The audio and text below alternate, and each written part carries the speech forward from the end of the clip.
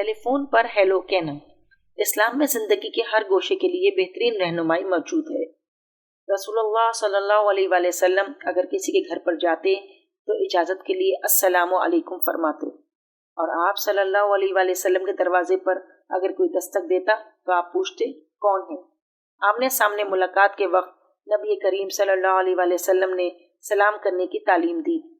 ٹیلی phone بھی دستک دینے اور گفتگو کا ہی ایک جدید آلہ ہے۔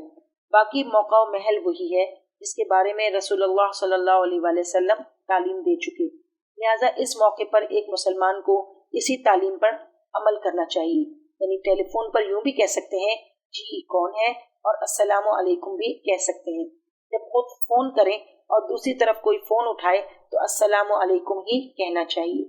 اس بامقصد، بامعنی، خوبصورت طرز کلام اور مفید دعا کو چھوڑ کر ہیلو کہنا، جو بظاہر بے معنی قسم کا لفظ ہے، تہذیب کے خلاف ہونے کے ساتھ ساتھ ایک مسلمان کی دینی غیرت، آزادی اور خودداری کے بھی خلاف ہے کہ اپنی دستار کو چھوڑ کر دشمن کے چیتھڑے سر پر رکھتا ہے۔